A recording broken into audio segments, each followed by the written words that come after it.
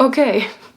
Hey guys, my name is Victoria, welcome back to my channel. Today I'm filming my May wrap-up. This was harder than I thought. So I'm going to show you all the books that I read or listened to in the month of May. And it wasn't a very successful month. I have 9 books to show you, although I only read 3 physical copies. The other 6 I listened to on my audiobook app. I did not read a lot this month because I was in a reading slump and I was also not doing so well, so that's why I did not read a lot of books this month. I want to say something before I really start this video. A few weeks back I filmed a newbie tag and the question was, what is interesting about your channel or something unique? And I said that I'm an amateur reader, that I don't really read a lot, and my friend said, you know, people might not notice that you're an amateur reader when you say you've read 11 and 10 and 16 books in a month. And I said, well, that is true. So here's why. I am an amateur reader, that is still true, and I only read 4 books in 2020 and my goal was to read more. And I did not ever think that I would do a booktube channel. Now I do. And the reason why I'm trying to read as much as I can now is because I will maybe start working soon or maybe start uni at the end of the year. And I want to use this time, this free time, to read as much as possible. But reading is also sort of therapy for me, so that's why I'm reading a lot. So I just wanted to clear that up really quick. I really hate my hair. I hate it so much. Should I just leave it open? Honestly, at this point, yeah, you know what, guys? I'm just gonna leave my hair open. I feel more comfortable now, so we're gonna do it like that. By the way, happy Pride Month, everybody. Maybe that's the reason I'm wearing this today. Let's get into the books, shall we? Oh, by the way, different location. The first book I listened to this month was City of Heavenly Fire by Cassandra Clare, the last book of the Mortal Instruments series. I listened to it in German on my audiobook app. I've read this book now for the 4th time. If you saw my reading vlog, then you know much more about it. The Mortal Instruments is a fantasy saga about the girl Clary Frey who thought she was a normal teenager and then, oops, surprise, you are not. You're part of the Shadowhunters, and Shadowhunters, they're also part human, part angel, and they fight evil demons. There's definitely a group of few people that then go on this journey with her. In the first book, her mom gets missing, and I can't really tell you anything of the last book because it's the last book. I would spoil a bunch of things. There are also all sorts of creatures like warlocks and vampires and werewolves and angels and all that good stuff. The Shadowhunter universe is really huge by now. I wanted to read it for the 4th time because it's my favorite book. I gave this book 5 out of 5 again because it's, you know, it's my favorite book and that's the last book and I love it. The next book I listened to was Percy Jackson, The Lightning Thief, the first part of the saga by Rick Riordan. I don't know why my voice is so bad today. I have never read Percy Jackson, so I wanted to get into it. My sister actually has all of the books. I listened to it in German again because my audiobook app didn't have the English version. The ones that I've listened to are heavily abridged. I think half of the content is cut out. That is really a bummer because you spend time listening to that book and you know you don't have all of the information. Why? Tell me why there are abridged versions or cut versions of it. I still listen to it and I really liked it. If you don't know Percy Jackson, well, how do I summarize it? It's about a 12-year-old boy called Percy Jackson and he also thinks he's a normal teenager, but guess what? He's not. I think we're coming down with a pattern here. So he finds out he's actually the son of an Olympian god. It's all about Greek mythology. And then bad things happen. And then he has to sort of be rescued. And then he's brought to Camp Half-Blood, which protects the children of the Olympian gods and goddesses. It's such a fun series. I love Greek mythology. And obviously not everything is accurate. You have to understand that, but most people know Percy Jackson and I wanted to get into it, so I'm happy that I did. I gave this book a 4 out of 5 just because I believed that it could have been much better if I listened to the whole book. And the next book I listened to was, guess what? Percy Jackson, Sea of Monsters, the second part in the saga. And I think I give this a 4 out of 5 as well. It was also great fun. Now there's a new character coming in and the whole dynamic of the friend groups that formed in the first part are kind of shifting, kind of changing because of that person. I don't want to spoil too much. But what I can say is that the camp itself is in danger. And this group of Percy and his two other friends, plus this other person that changes some things, now go on a journey to save the camp. And that was pretty fun too. I liked the movie as well. I know a lot of people didn't like them, but I liked it. Again, in such huge fantasy novels, there is so much that I cannot summarize because it would spoil. I don't want to take the magic away from people reading it for the first time. So yeah, that was my time with fantasy novels this month. Now let's get to a book that I actually read, which is The Black Flamingo by Dean Etta. Etta? I think it's Etta. I'm not sure, I'm so sorry. This is a novel written in verse, which was really intriguing and really exciting when I heard of it. A lot of people have recommended this to me, so I was like, okay, I gotta have this. This must be good. This is the story of Michael, from his point of view and his way of figuring out who he really is and how he can identify with his sexuality or his race because he's mixed, and struggle between these two sides of I'm not black enough, I'm not white enough, I'm in the middle and I don't really belong to anyone, anything. And then obviously growing up, he goes through these typical things like first crush, first real friend, complicated relationships in the family, and then also people who do not like the way that he's identifying himself or the way that he's acting. I gave this book a 3 out of 5, and not because of the content. I really like the content because I believe it's an important story to tell, and I really like his journey of finding out who he really is and who he wants to be. I loved that. I loved the ending. It was really great, but I was not a huge fan of the verse. I believe that it's the hardest thing to do to write a novel, to write a real story. I do not know a lot about the author. He is a poet, and I am a poet myself. I write poetry, and it's really hard to find something that is for everyone, right? A lot of people might be a little bit intimidated when they see such a book because, oh God, it's written in verse, will I be able to understand it? Because being written in verse doesn't mean that it's directly poetry, because you're able to understand everything in this. There are beautiful images in here. I gotta say, I found some. I would have, for my liking, I would have wished for more because I like the mystery around it, but I believe that would have made the story harder. So I'm a little conflicted between the two sides of it wasn't poetic enough, but also if it were more poetic, would people understand the story? Would I understand the story? So the verse thing, I'm not sure if it's gonna be my thing. I would have loved to have read this as a novel as well, but obviously it is very interesting. So a huge compliment to the author. I think this is one of the hardest way to write or tell a story, and I think it was done very well. I just believe that it's not something that I'm really interested in. The next book I'm going to show you is another audiobook. I listened to Written in the Stars by Alexandria Belfleur. I hope I'm saying this right. I'm sorry if I'm not. This book is a sapphic romance. This book is about Elle and Darcy. First of all, love the name. Very well done by the author, just gotta say. And them agreeing to fake date to put their minds or put their family's minds to rest. Darcy's brother always tries to get her to date. He's always on her, telling her, oh, I met this girl today and maybe you want to date them or whoever. And Darcy's really not interested. Like, she couldn't care less, but her brother is relentless. So with this fake dating plan, she's able to tell him, you know, you don't have to do this anymore. You don't have to find me anyone. I have someone and it's going well, so please leave me alone. And Elle's family is not fond of her not being able to find someone. She has quite a complicated relationship with her family. Her siblings already found people they want to spend the rest of their lives with. And Elle is an astrologer, which I found so interesting. I know a lot of people don't believe in astrology, and if that's something you're not interested in, then maybe that book is not for you. But if you are, and the way that the author handled the astrology aspect in this book was really sweet, because it makes the book so much more unique. You know, you have all kinds of romances, especially the ones with the fake dating trope.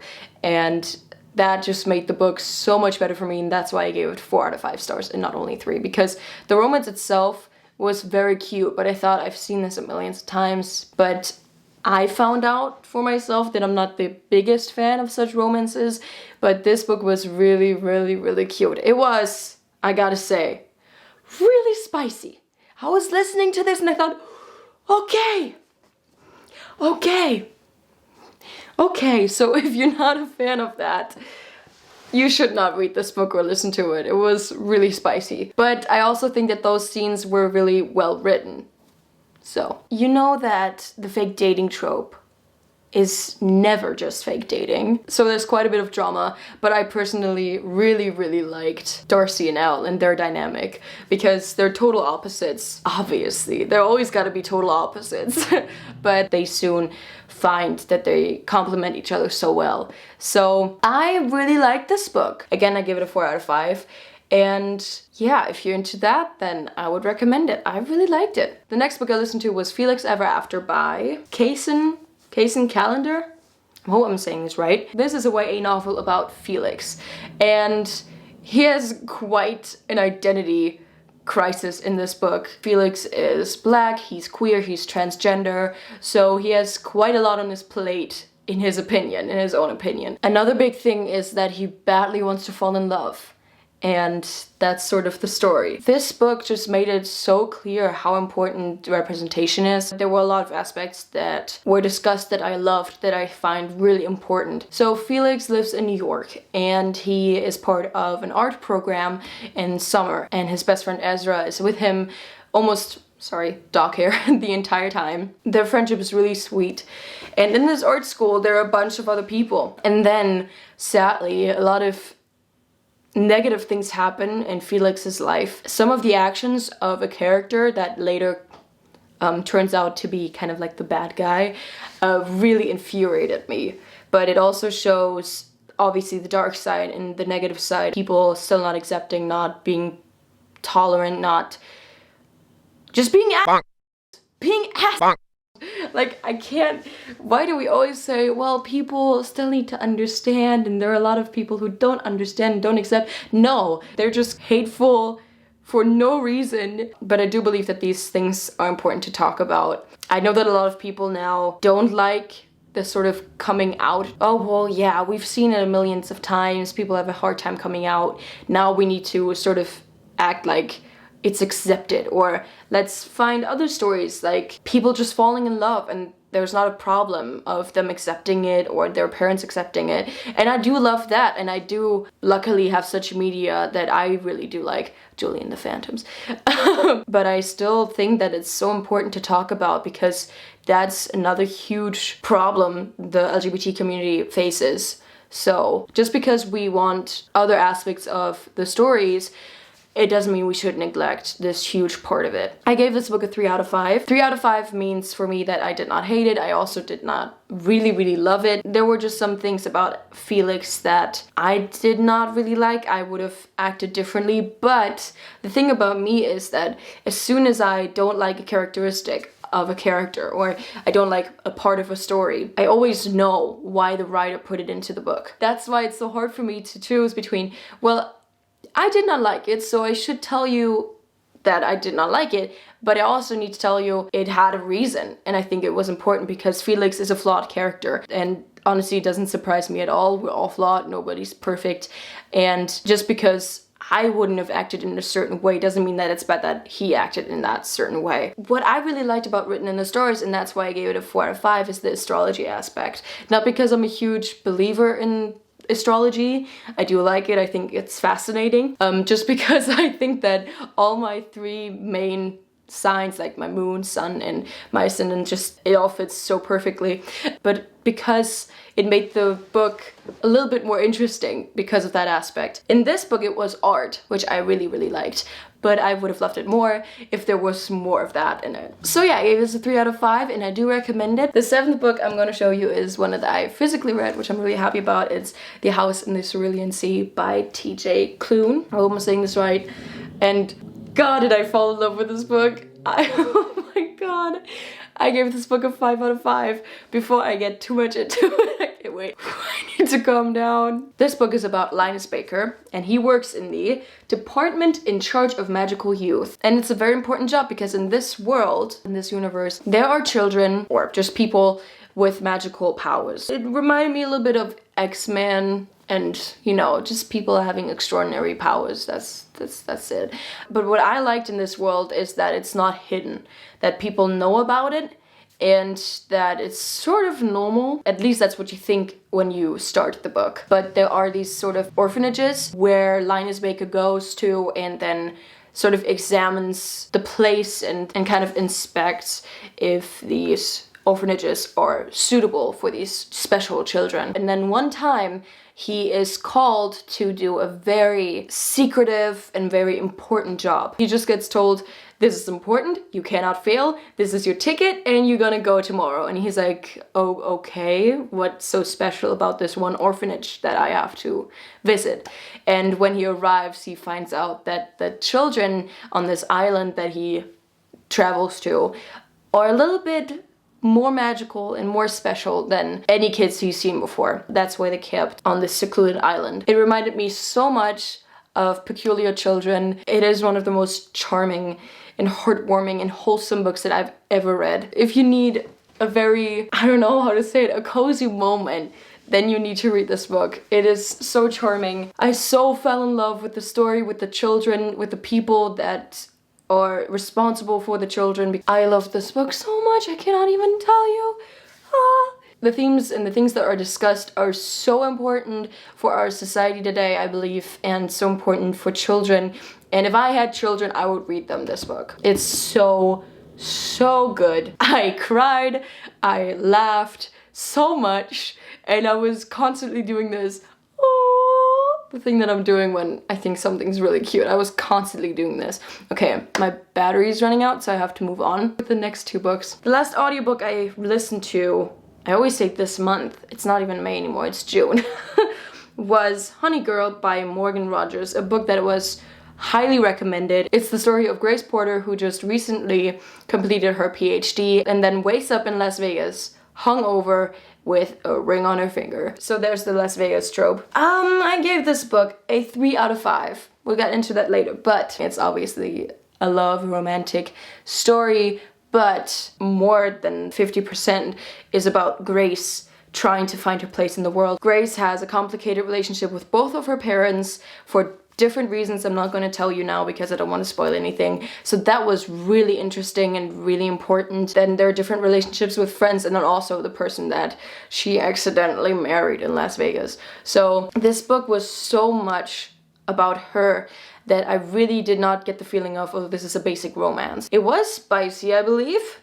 a little bit. Not as much as Written in the Stars. I like to mention it sometimes because I know people who really do not like any spice. Grace missed a huge opportunity for her life, job-wise, and she did not take the job because she felt that she was not accepted and not tolerated by the people who were to employ her. She's a black and gay woman who is really struggling in this department of work, in this profession. I mean, she has a PhD in, I should tell you, in astronomy. So she has a hard time finding her place, and that is really what the story is about. Plus, this newfound person, this girl that she's suddenly married to. There's talking about therapy, complicated relationships with the family, doing things that just feel right for yourself and not for other people just because people tell you that this is the right thing. And I really like that part of the book. Honestly, in retrospect, now having talked about the book more, I'm giving it a 4 out of 5. I think it was better than I rated back then last week. That was Honey Girl, and let's move to the last book of the month, which I physically read and actually finished yesterday. I finally read The 7 Husbands of Evelyn Hugo by Taylor Jenkins Reid, and I loved this book. Everyone who read it told me I should read it. They said, you will love it.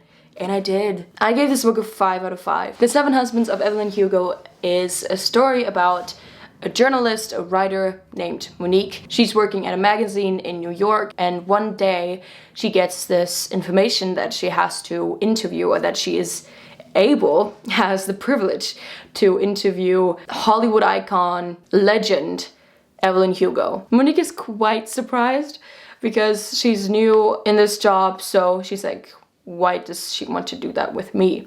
But Evelyn insists, and Monique is like, okay, let's do it. When she meets Evelyn, it turns out that Monique is not supposed to do a feature for the magazine that she's writing for. She is supposed to write her life story. She is supposed to write Evelyn Hugo's biography. I don't want to tell you too much because obviously Monique is quite surprised, and the pact is that she is able to publish this book when Evelyn Hugo is dead.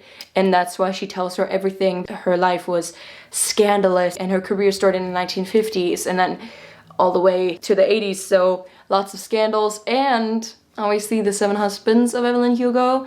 She was married 7 times. Monique gets all these informations of Evelyn's life, and this is sort of the biography in the book itself. You get more information of and about Monique's life. I loved it from the moment that Evelyn started talking. It's so fascinating because obviously it's fictional, but Evelyn's life was so interesting, scandalous, heartbreaking. I read this book so fast because I wanted to know everything as fast as I could. I thought it was absolutely brilliant. I gave it a 5 out of 5. Who would have thought? Okay, we're finally done. So again, this month I only read 3 books physically, but I was able to present you with 9 books, which I'm really happy about. I hope you liked it. If you did, please give me a thumbs up. Comment down below what you would like to see next, and as always, give me book recommendations. If I would pick a highlight of the month, I cannot choose between The House in the Cerulean Sea and The 7 Husbands of Evelyn Hugo. I was so happy that I chose these books to read this month because they were able to get me out of the reading slump that I had. These were amazing. I loved them, and I cannot decide. This was so charming and wholesome and made me feel so comfortable. And this book made me feel, oh my god, I want to know what's happening next. And in both their different ways, they were phenomenal. So I'm gonna recommend you these 2 books. If you want to, you can subscribe to my channel, and don't forget to click the little bell next to the subscription button to never miss an upload. I have a bunch of videos about books and lifestyle videos on my channel. I upload twice a week, every Thursday and Sunday, and I update you on everything on my Instagram, so follow me there. I think it's up here. As always, stay for the bloopers, and yeah, I hope you have a great day, and I'll hopefully see you in my next video. Bye guys! And then sometimes she just kind of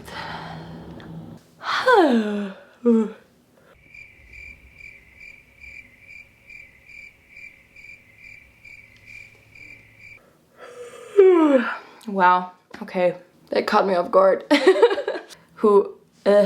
Well, that was creative. I am hungry. My dogs are barking, yeah.